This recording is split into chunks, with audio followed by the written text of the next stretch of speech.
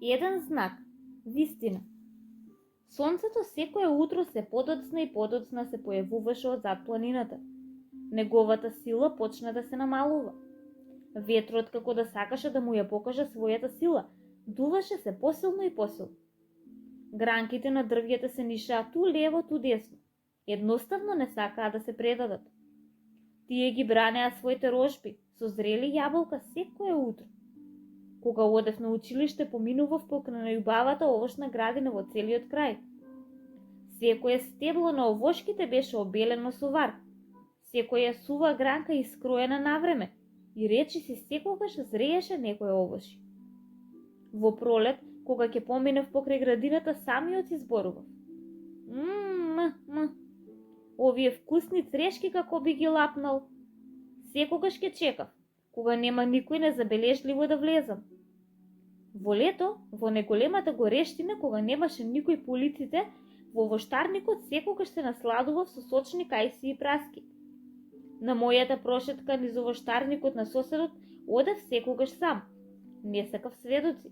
Мојата мисија ја завршував успешно и си заминував тивко. Никој никогаш ме немаше забележано. Како што настапуваше есента, почнаа да пожолтуваат лисијата. Уште повеќе пожолтуваа јаболките, а на некој од гранките црвенееја. Кога поминувам покрај овоштарникот, погледот не го симнува. Почнувам да се оближувам, а во устата го чувствувам убавиот нектар од јаболките. Почнав да станувам нервозен, ги забрзував чекорите да поминам без запирање. Желбата да не ме одведе на погрешен час. Ранецот со книги го префрлувам од едното на другото рамо и со брзи чекори идам кон училиштето. Првите 2 часа ми поминаа во сонување. Пред мене се луеја убавите јаболка и веќе размислував кога да тргнам на мојот таен поход. Морав да донесам сигурен план. Не смее никој да ме забележи, инаку тешко мене од родителите. На големиот одмор другарите се фалеа кој што направил. Јас и Миле вчера влековме во дворот на соседот Мите и сладко се најадовме круши. Знаете, ги обравме на јубавите. Никој не нас забележа. Тоа беше на јубавото, рече Симе и со рака си го триеше стомакот. Вие ништо не сте направиле, само да видите како јас, Гоци и Сашо с Кришно влеговме во една градина. Само што се качивме на јаболкницата и почнавме да јадеме, Гоце почна да фрла со јаболка, а јас и Сашо се браневме. Ама кога од куќата се појави еден старец со бастун, па почна да ни вика: "Нерани мајковци, така ли ве воспитале?" Немавме време ни да се најадеме чесно. Почнавме да скокаме од гранка на гранка, па на земја и оп, преку оградата спасивме жива глава. Раскажуваше Јане, а Гоци и Сашо потврдува. Никола, каде беше вчера? Те баравме и тебе, сакавме да те приклучиме во дружината, ќе беше поинтересно, рече Гоци. Дома бев, не сум ве слушнал кога сте ме викале, срамежливо додаде Никола. Ама ти си плашливец, сигурно немаше да дојдеш, додаде Миле. Јас не сум плашливец, јас само одам во поход и не зборувам за своите дела. Не ти веруваме, тоа не е вистина, во еден глас викаа другарите. Сакате да ви докажам? Утре по часовите, вие ќе ми го чувате ранецот, а јас само за 5 минути ќе донесам од најубавите јаболка за сите. Се сложувате ли? Рече Никола. Да ја видиме и оваа работа. Ако си толку храбар и вешт, веднаш си член на нашата дружина, додаде Сашо. Никола цела ноќ не можеше да спие. Се плашеше да не биде откриен, да не дознаат родителите. Се двоумеше и размислуваше да ја откаже целата акција, ама гордоста не му дозволуваше. Не сакаше да го помнат само како мирниот Никола. Сакаше да покаже дека може да биде и храбар. Утредента по часовите Никола и другарите им кажа каде е местото на состанок.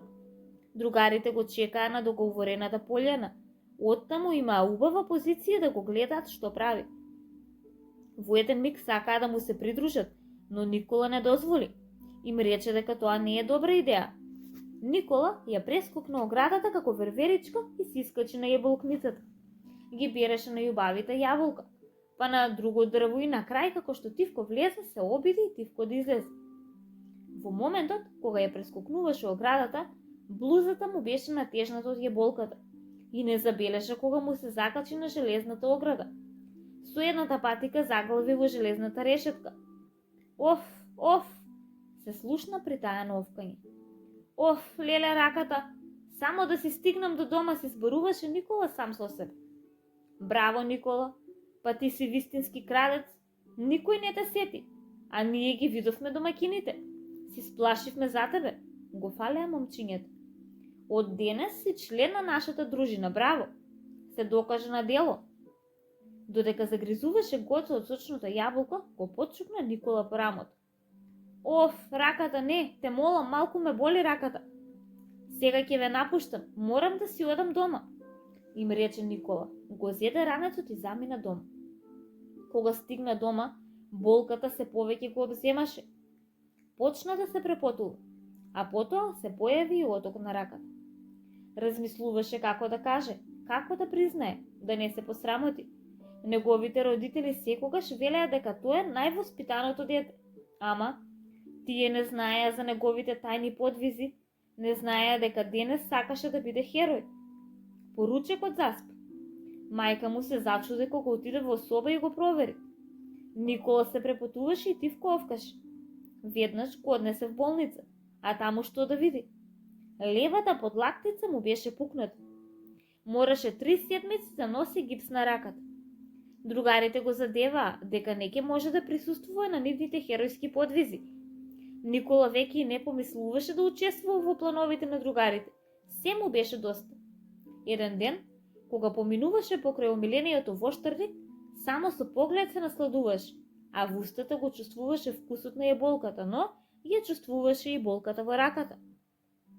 Добар ден! Никола го поздрави сопственикот кој стоеше на оградата. Добар ден, момче! Некој да не бил во некоја неволја? Што си направи со раката? Го праша сопственикот. Ништо. Паднав на час по физичко. Срамежливо одговори Никола и ги забрза чекорите кон училиштето.